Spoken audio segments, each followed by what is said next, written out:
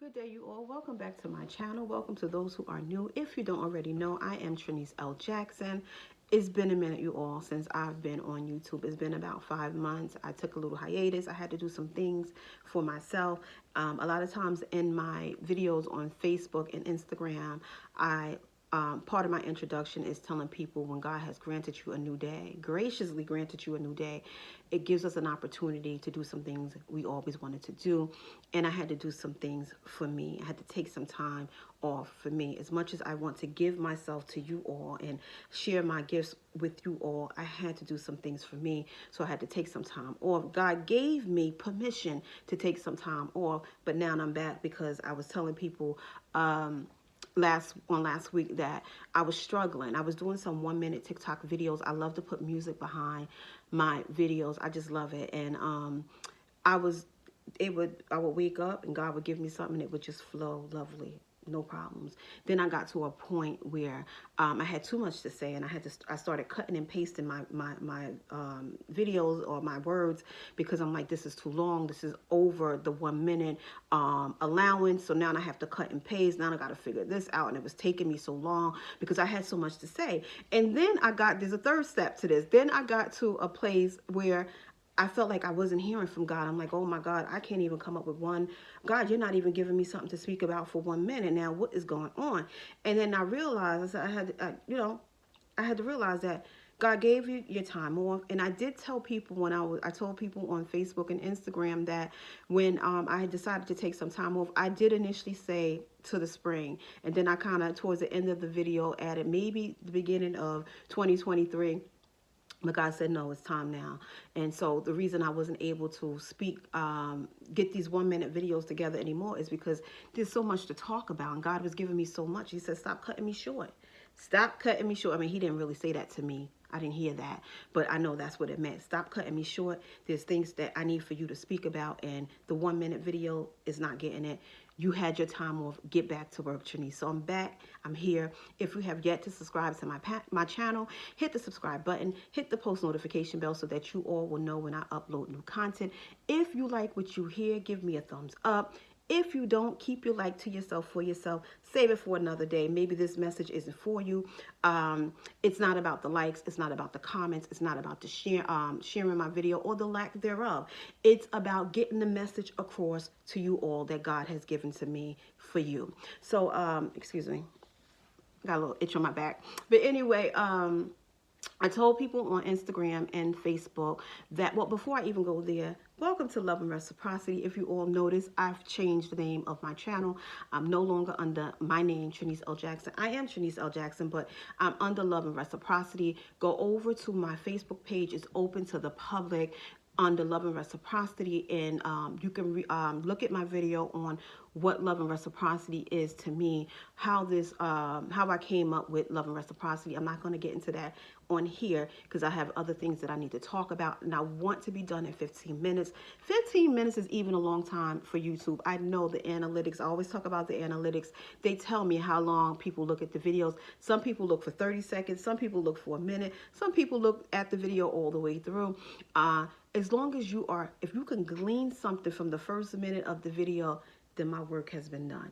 If you could glean just a little portion of it, but you have to apply it to your lives. That's the goal here, is to get the message out and apply it to your lives. Because, that's the purpose. That's the purpose of me being here, so that I can help you. God is giving me the help to help you all. And at the end of the day, God gets the glory, at least from me. He does. He's going to always get the glory for me, right? So I want to talk a little bit today about adulthood trauma. I told people that I don't really want to talk about childhood trauma because it's not my experience. And as you all know, I always say I don't, and I cannot, and I should not, I should say. And I will not ever get before you and speak about things that I have not personally experienced, because it would be very unfair to me, and it would be very unfair of me to get up here and talk about childhood trauma and what is and isn't childhood trauma, because who am I to label what is or isn't childhood trauma? But what I will say is I have developed, or I've been delivered from it. I've been healed from it. Adulthood trauma as a result of unhealed wounds from someone else. And I've been talking a little bit in my 1 minute videos about codependency. And one thing about unhealed wounds, here's the umbrella of childhood wounds. And out of those unhealed childhood wounds comes a lot of things: toxicity, codependency, sometimes drug and alcohol abuse, because people don't know how to deal with childhood wounds that have not been healed, right? So we got to go back a little. There's always a root cause to something. There's a cause, and then there's the effect. The cause of that childhood trauma, and then the effects of it, and that's the codependency, the toxicity, those types of things that result in not getting the proper healing that one needs to get through this thing called trauma. So whatever it is that a child went through, there's so many things. And one thing I want to be clear about is that everybody goes through things differently. And some people, what I can handle, maybe you can't. What you can triumph through and be a trooper through, maybe I cannot. So and the purpose of me saying that is that what one child go through, we shouldn't say, well, her experience was far worse than hers because hers was only this. So, that's nothing. Like, people go through that all the time. Let's not do that.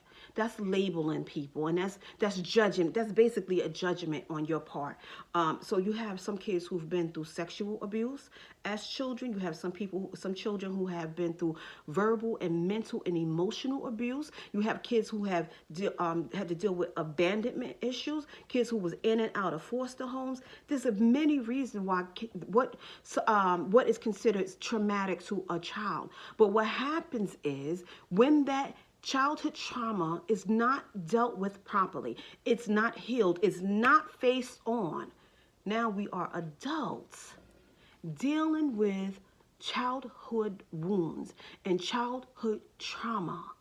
And sometimes people call it PTSD, post-traumatic stress disorder. I know we're used to hearing that term when it comes to veterans and people who's been in wars, and after that, that's what they go through. But it's broader than that. There are adults who are dealing with post means after. After the traumatic experience, this is the effects of it because it hasn't been dealt with. It hasn't been faced. And sometimes as adults, we get used to that. We get used to going through certain things in life.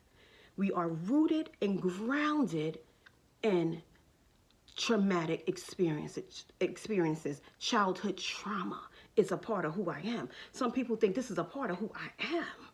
This is the way I deal with it. This or not deal with it. This is my life. This is how I deal with it. But what happens is when it's not faced and dealt with and handled properly, meaning healed, it's projected on the people who you are closest with.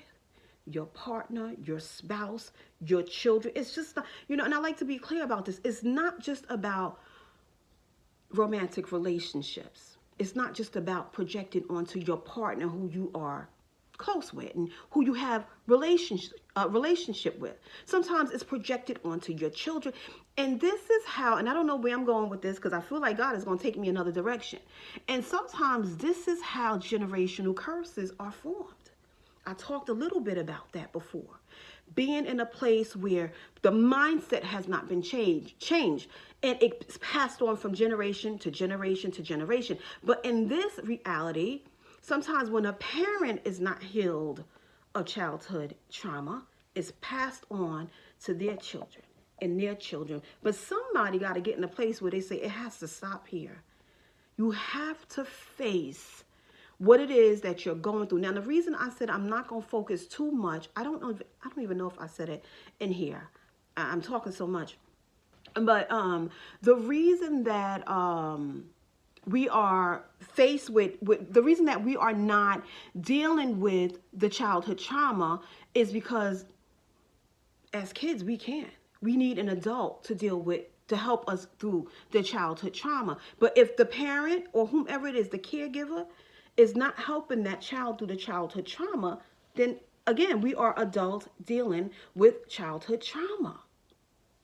So one of the solutions is we got to face that thing head on.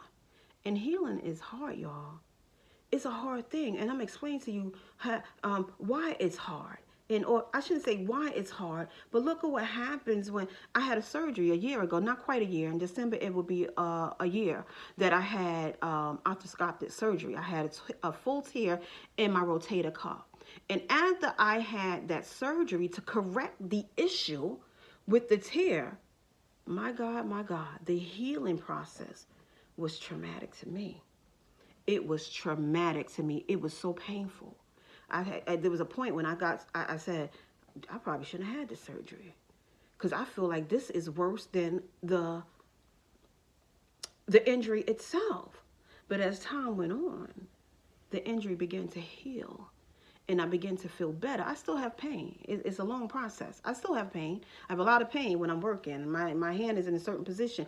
I still feel pain, but that's part of the healing journey. It's part of the process. It's the same thing with childhood trauma. It's the same thing of unhealed wounds. Now, I said I wasn't going to talk too much about the problem. That's what I was saying before, that I don't know if I said this in the beginning, that I don't want to focus too much on the problem. Let's look for the solution in the problem. But the reason I can speak about adulthood trauma. Now, I don't have PTSD. What I did suffer was from adulthood trauma because of the relationships that I had been a part of. People dealing with people who have unhealed childhood wounds.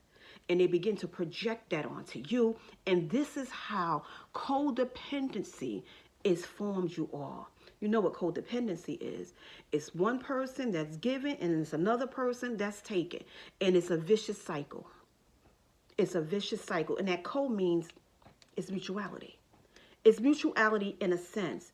One person is needing you and you're giving it to them, and they needing you and you're giving it to them, and they needing you and you're just giving and you're just giving and they're just taking, and you begin to feel. And then what happens is you begin to feel like, oh, I'm needed. This person needs me. This is why I'm here. This is and sometimes even what happens when a person, when you are a giver and you give, and especially in a codependent relationship, you always feel like it's not enough. I gotta give some more because that person still needs more. I need some more, so I'm going to give you more. I need more. I need you. I need you. I need you. But what the person really needs is healing. That hurt and that pain that's on the inside. Like I said, some people feel like this is the hand that God dealt me.